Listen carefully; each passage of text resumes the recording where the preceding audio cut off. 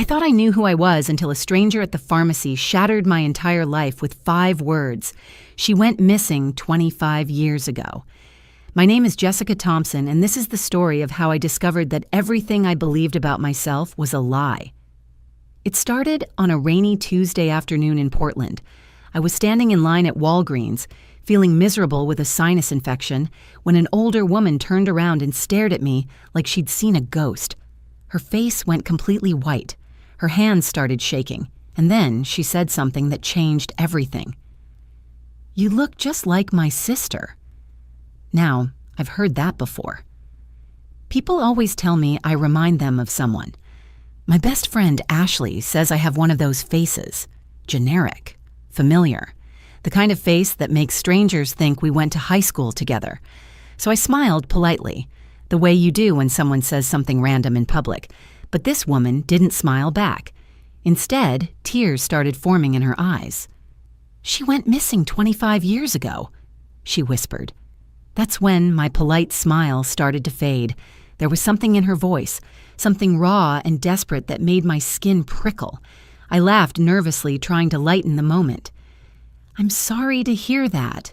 What was her name?" She stared at me for what felt like forever. Then she said 2 words that made my blood run cold. "Your name."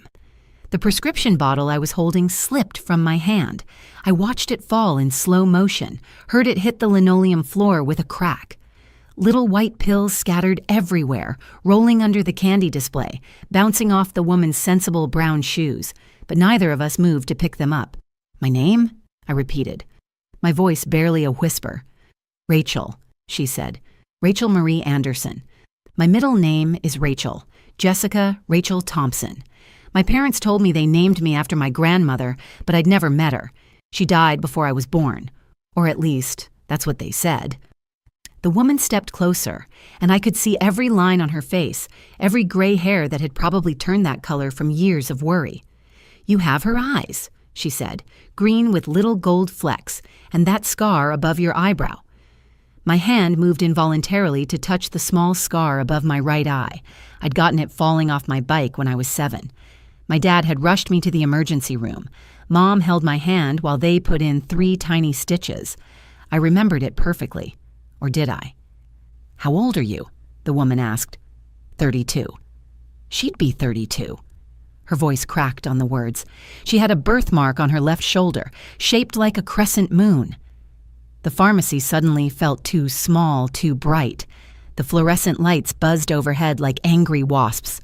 I could hear my heart pounding in my ears, drowning out the soft music playing from the speakers. An elderly man behind us cleared his throat impatiently, but we didn't move. "I'm sorry," I managed to say.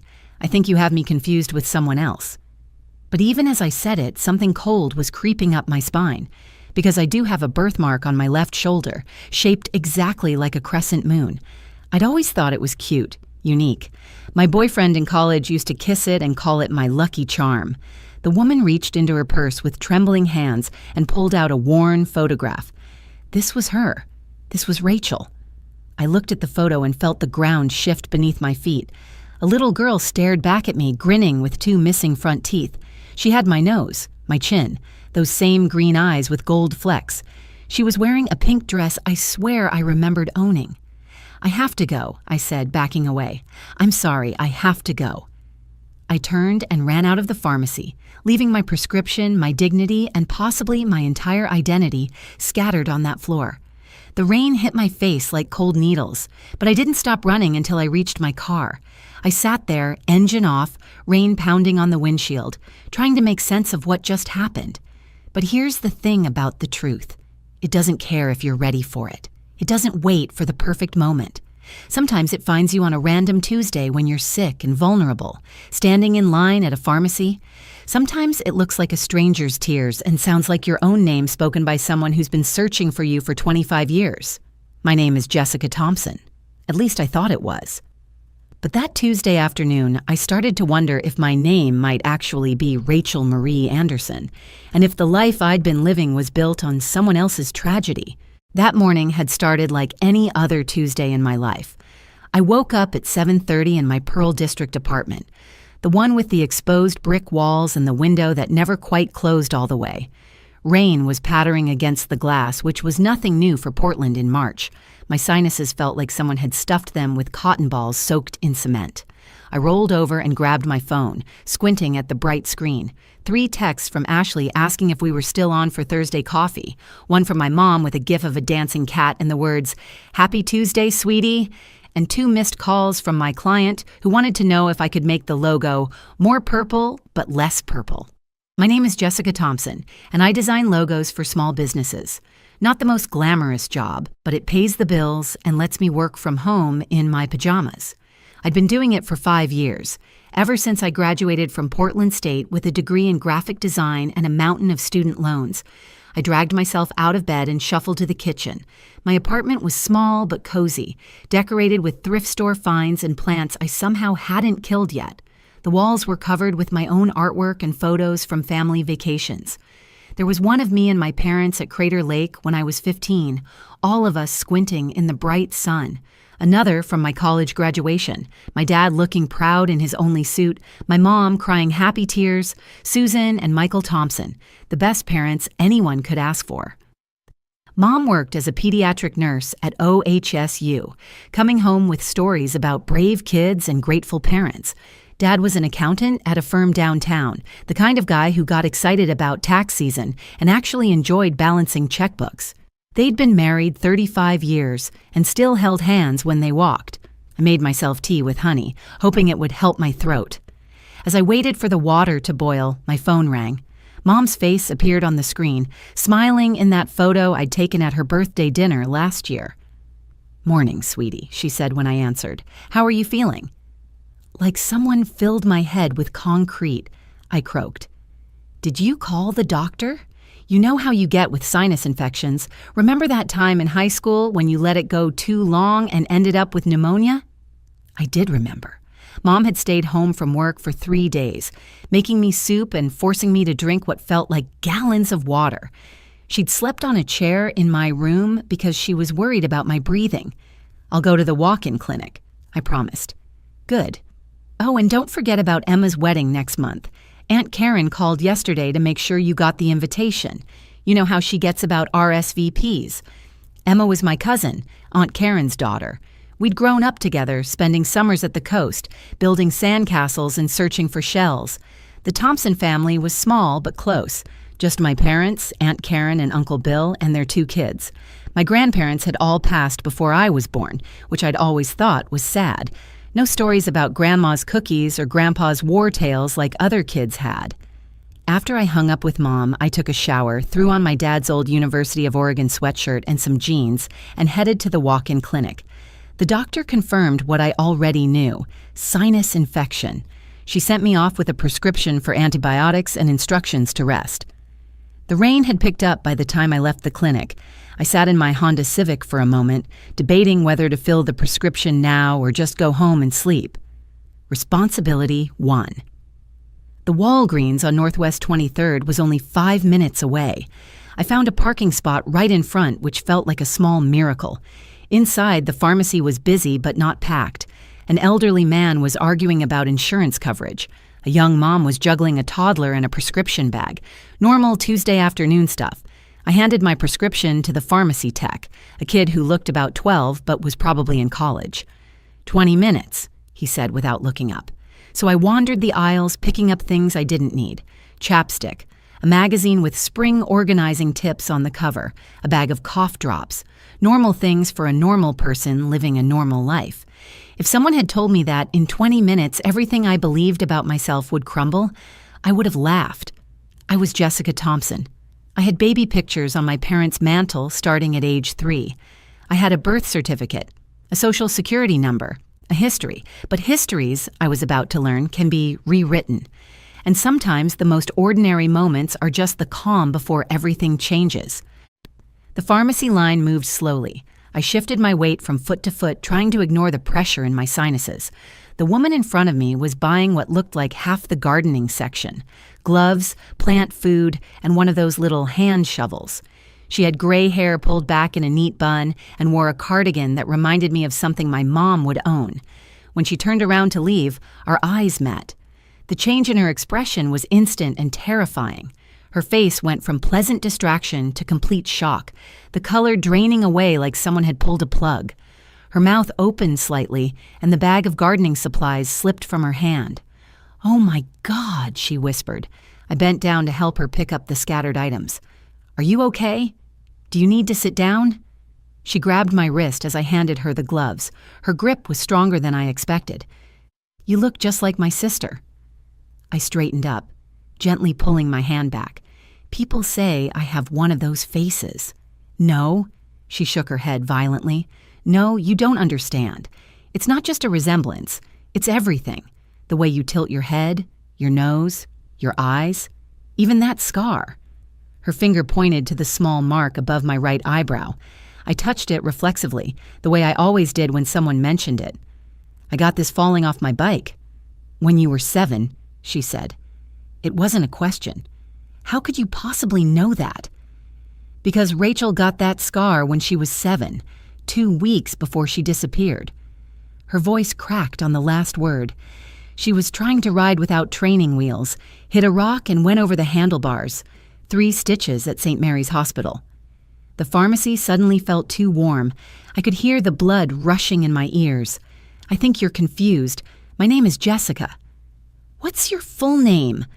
She leaned forward, her eyes searching mine with desperate intensity. "Jessica Thompson." The words came out automatically. Then I added, without thinking, "Jessica Rachel Thompson." The woman made a sound like she'd been punched. Her purse hit the floor. "Rachel, your middle name is Rachel." "It's a common name," I said, but my voice sounded strange to my own ears. "How old are you?" 32. "Born in 1993? I nodded, unable to speak. Rachel would be 32, born May 15th, 1993. Tears were streaming down her face now. She had green eyes with gold flecks, just like yours. She was left-handed. "Are you left-handed?" I looked down at my left hand, still clutching my prescription paper. "Lots of people are left-handed." She had a birthmark on her left shoulder shaped like a crescent moon. My mother had the same one. It runs in our family. The prescription paper crumpled in my fist. I did have that birthmark. I'd always thought it was unique, special. My college boyfriend used to trace it with his finger. But how could this stranger know about it? "I need to show you something." The woman fumbled in her purse, pulling out a worn leather wallet. From inside, she extracted a photograph, holding it with shaking hands. "This is Rachel. This was taken 3 days before she went missing." I looked at the photo and felt the world tilt. A little girl grinned at the camera, missing her 2 front teeth. She wore a pink bicycle helmet and matching knee pads. Behind her was a red bike with white streamers on the handlebars. But it was her face that made me grab the pharmacy counter for support. It was my face. Not similar, not resembling. It was exactly my face from the photos on my parents' mantle. The earliest photo they had of me was from my 3rd birthday, they said. Everything before that was lost in a house fire. "She was playing in our backyard," the woman continued, her voice hollow. "In Denver, I went inside to answer the phone. It was my mother calling about Sunday dinner. I was only gone 5 minutes. When I came back, the gate was open and Rachel was gone. We searched for hours, days, years." "I'm not her," I said, but the words felt like a lie. "I'm from Portland. My parents are Susan and Michael Thompson. I've always been Jessica." "Then how do you explain this?" She pulled out another photo. "This is what the age progression specialist said Rachel would look like at 30. I stared at the computer-generated image. It could have been my driver's license photo. "What was her last name?" I heard myself ask. "Anderson. Rachel Marie Anderson. I'm Carol Anderson.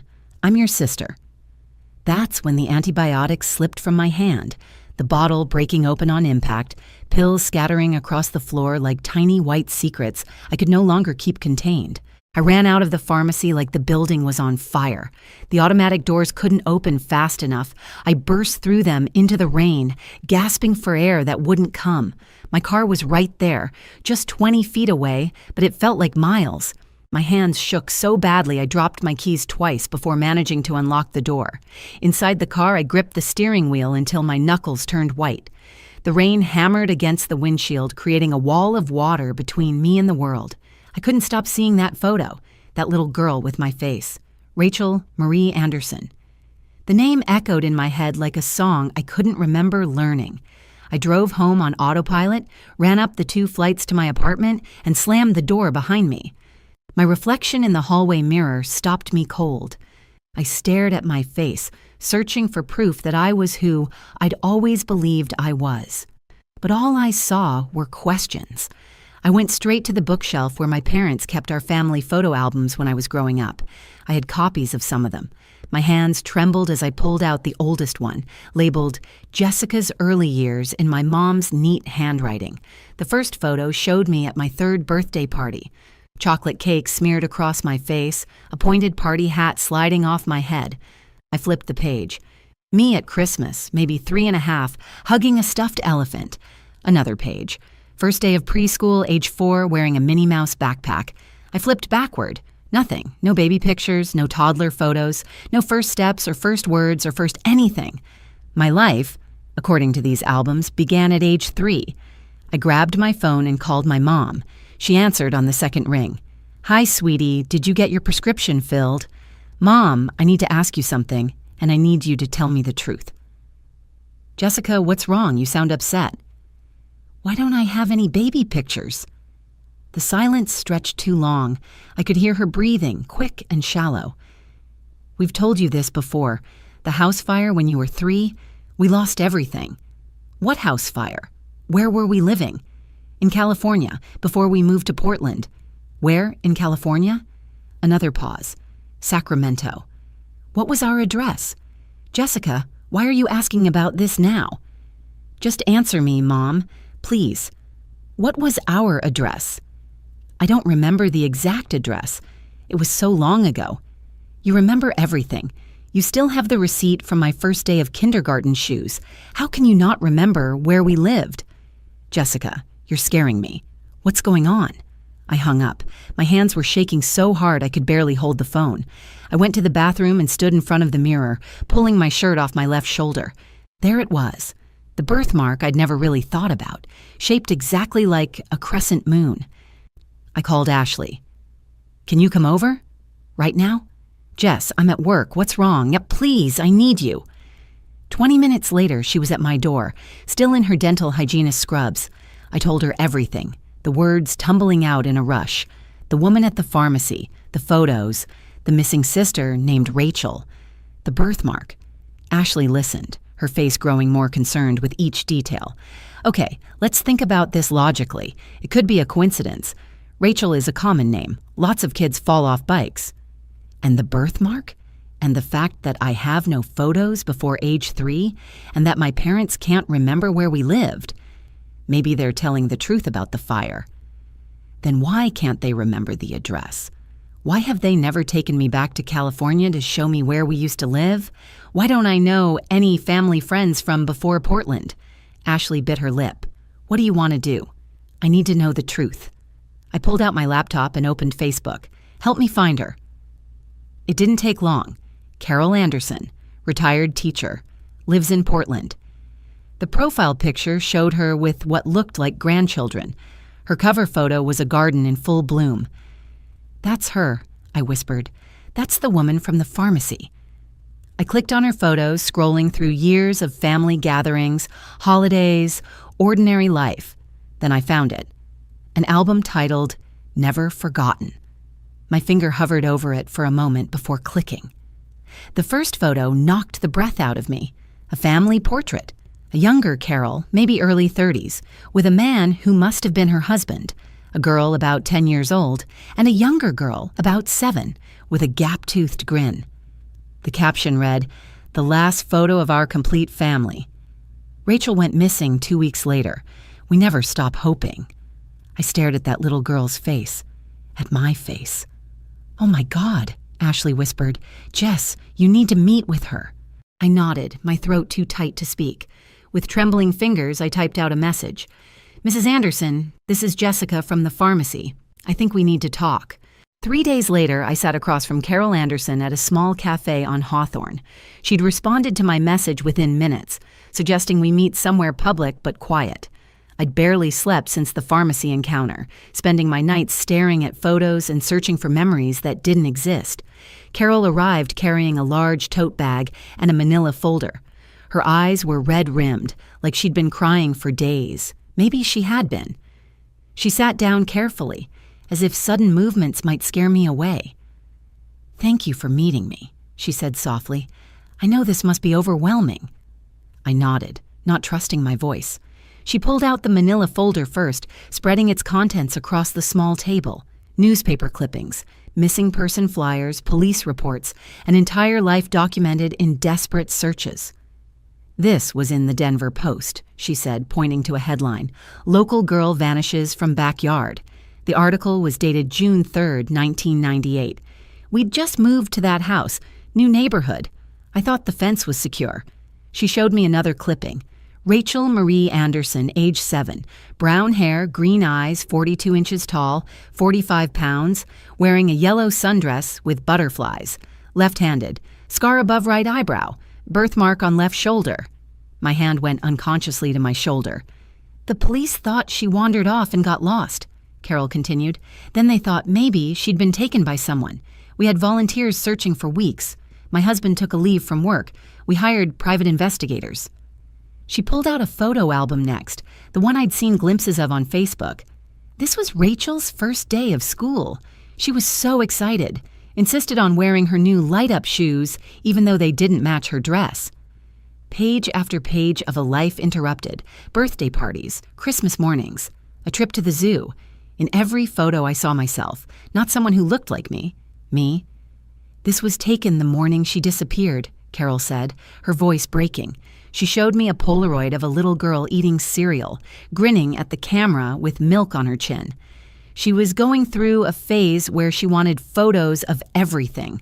I must have taken 50 pictures that week alone. "I don't remember any of this," I whispered. "You were so young. Trauma can affect memory, especially in children." Carol reached into her bag again and pulled out a small stuffed elephant, worn and faded with age. "This was yours, your favorite toy. You called him Peanut. You wouldn't go anywhere without him." I stared at the elephant. Something stirred in my mind. Not quite a memory, but an echo of one. The feeling of soft gray fur against my cheek. "My daughter Emma found him under Rachel's bed a week after she disappeared. I've kept him all these years, hoping someday I'd be able to give him back to you." "This doesn't prove anything," I said, but my voice was weak. "Lots of kids have stuffed elephants." Carol nodded. "You're right. That's why I brought this." She pulled out a DNA test kit. "I already took mine. If you're willing, we can know for certain." I stared at the kit. Such a small thing to hold such enormous truth. "What happened to your husband?" I asked. "David died 5 years ago. Heart attack. He never gave up hope, but the not knowing destroyed him. Every time the phone rang, every time someone knocked on the door, he thought it might be news about Rachel." She wiped her eyes. "He would have been so happy to meet you." "And Emma?" "She's 37 now, married with 2 kids. She was 10 when you disappeared. She blamed herself for years, thought she should have been watching you better. It affected her whole life. She became a social worker specializing in missing children cases." I picked up the DNA kit with shaking hands. "How long for results?" 2 weeks if we pay for expedited processing. 2 weeks to know if my entire life was a lie." I opened the kit and followed the instructions, swabbing the inside of my cheek, while Carol watched with tears streaming down her face. "There's something else," she said as I sealed the sample. "Your parents, Susan and Michael Thompson. I need to know how they got you." "They're good people," I said defensively. "They love me." "I'm not saying they don't. But Jessica, if you're Rachel, they've had someone else's child for 25 years. They've known you were missing. Your face has been on milk cartons and websites and TV shows. How did they never see it?" I thought about my parents' reluctance to travel, their vague answers about our life before Portland, the way they'd always change the subject when I asked about extended family. "We'll have answers soon," Carol said gently. "But in my heart, I already know. A mother knows her child even after 25 years. She reached across the table and took my hand. Her touch was warm, familiar in a way that made my chest tight. I never stopped looking for you, Rachel. Not for a single day. The DNA results came back in 10 days instead of 2 weeks. I'd been checking my email obsessively, refreshing every few minutes, my stomach in knots. When the notification finally appeared, I stared at it for 20 minutes before finding the courage to open it. 99.9% match. I was Rachel Marie Anderson. I sat on my bathroom floor and cried until I couldn't breathe. Not sad tears, exactly. Not happy ones either. They were tears of complete dissolution, like I was melting away and reforming as someone else entirely. The confrontation with my parents was the hardest thing I've ever done. I drove to their house on a Sunday, knowing they'd both be home. Mom answered the door with her usual bright smile, but it faded when she saw my face. "We need to talk," I said. They sat on their beige couch holding hands as I showed them the DNA results. Mom started crying immediately. Dad's face went gray. "We wanted a baby so badly," Mom whispered. "We'd tried for 10 years. 3 miscarriages. Failed adoptions. Then Michael's cousin called. Said she knew someone who had a little girl who needed a home. The mother was supposedly a drug addict who'd abandoned her." "You knew," I said. "You had to know that wasn't true." Dad finally spoke, his voice barely audible. "We suspected, but we were desperate. And you were so perfect, so sweet. We told ourselves we were saving you." "From what? From a family who loved me, who searched for me for 25 years? "We moved here from Ohio, not California," Mom admitted. "Changed our names slightly. Michael was Mark before. I was Sandra, not Susan. We created new identities and never looked back. Every missing child poster, every news story, you had to have seen my face." "We avoided them," Dad said. "Never watched the news.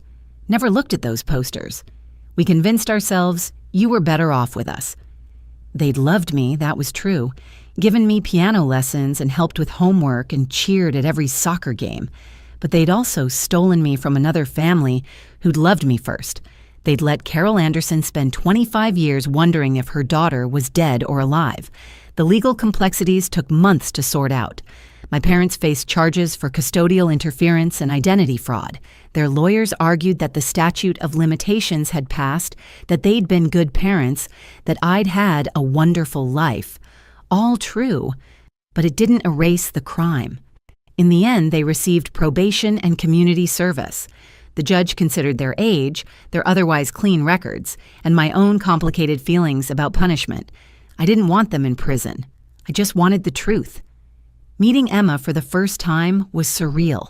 My sister. She looked like me around the eyes, had the same laugh. Her kids, my nephew and niece, accepted me with the simple openness of children. "Are you the aunt who was lost?" 7-year-old Lily asked. "Grandma said you were lost, but now you're found." Carol introduced me to the rest of the Anderson family at a barbecue that felt like stepping into an alternate life. Aunts and uncles who'd searched for me, cousins who'd grown up hearing about the missing girl. They welcomed me with tears and hugs and 25 years of stored-up love. I kept my name as Jessica professionally, but added Rachel legally. Jessica Rachel Anderson Thompson. A mouthful, but it felt right. I was both people now, the one who was lost and the one who was found. The Thompsons are still in my life. It's complicated and sometimes painful, but they're the only parents I remember. We have dinner once a month. Careful conversations over familiar food. They're in therapy, working through their choices. So am I. Carol and I have coffee every Tuesday now. She's teaching me family history, filling in the blanks. Sometimes she brings Peanut the elephant, and I hold him while she talks. I'm starting to remember things. The swing set in the backyard. The way David used to toss me in the air. Emma braiding my hair. The pharmacy where it all started has become a strange landmark in my life. I still go there, still stand in the same spot sometimes, thinking about how a chance encounter can unravel everything you think you know about yourself. Here's what I've learned. Identity isn't just about who you think you are. It's about who you've been, who you've lost, and who you choose to become. I was stolen, but I was also loved. I was lost, but I was also living. These contradictions don't cancel each other out. They layer together like paint on a canvas, creating something complex and beautiful and entirely mine. My story went viral after the local news picked it up. Strangers message me about their own identity questions, their own family mysteries. I tell them all the same thing. The truth will find you when it's ready. Sometimes in the most ordinary places, like a pharmacy line on a rainy Tuesday, when you least expect your whole world to change. If you found this story meaningful, please share it with others who might need to hear it. Leave a comment about your own experiences with family, identity, or unexpected discoveries. And don't forget to subscribe to our channel for more real-life stories that remind us how extraordinary ordinary moments can be.